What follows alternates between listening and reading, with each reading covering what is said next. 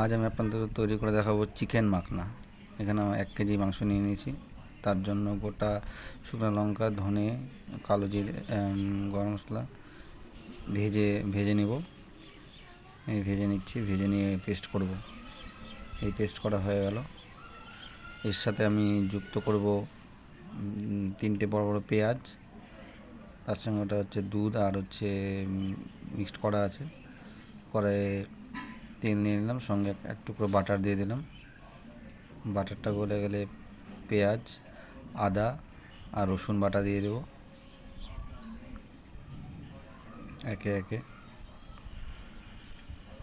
আদা রসুন বাটা দিয়ে দিলাম।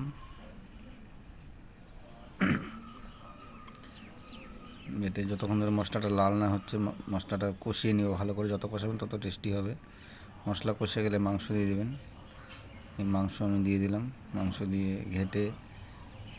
ঘেটে নিলাম। ঘেটে নেওয়ার পরে আমি কিছু কিছু জল দিয়ে এবার যে আমাদের মশলাটা গুঁড়ো করে পেস্ট করে রেখেছিলাম সেই মশলাটা দিয়ে দেবো। মশলা দিয়ে আমরা নাড়িয়ে নিব ভালো করে। নাড়িয়ে যত কষাবেন তত টেস্টটা বেশি ভালো হবে।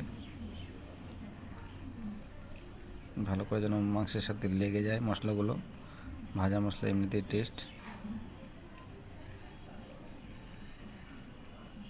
দেওয়ার পর আমি এবার 100 গ্রাম ফেটিয়ে রাখছিলাম দই, সেই দইটা আমি দিয়ে দিলাম মাংসতে। যখন মাংসটা কষে যাবে তারপরে দিবেন, তার আগে দিবেন না। দই দিয়ে দিলাম। এবার দইয়ের সাথে যে জলটা আছে আপনি একটু জলটা দিয়ে দিবেন। এই যে দেখেন জলটা দিয়ে দিয়েছি, একটু গ্রেভি হবে। কালারটাও খুব সুন্দর হয়েছে দেখুন দইটা দেওয়ার পরে।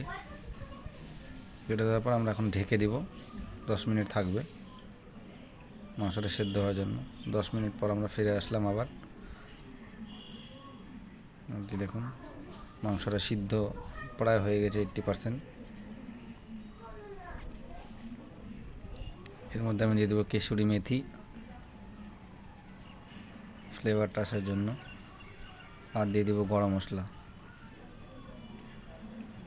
গরম মশলা দিয়ে দিলাম, একটু নাড়িয়ে নেবেন। এবার আমরা দিয়ে দেবো হচ্ছে যে দুধ আর যে কাজু বাদাম পেস্ট করে রেখেছিলাম সেটা দিয়ে দেবো। এবার দেখবেন মাংসের এটা পুরোটাই একদম চেঞ্জ হয়ে যাবে। দেখুন একবার কালারটা শুধু। এটাই আমাদের গ্রেভির কাজ করে যাবে। আপনারা যেমন গ্রেভি করেন, বেশি ঝোল ভালো লাগবে না। দিয়ে দেওয়ার পরে কিছুক্ষণ মিঠি জালে ফোটাবেন, আজ বেশি দিবেন না।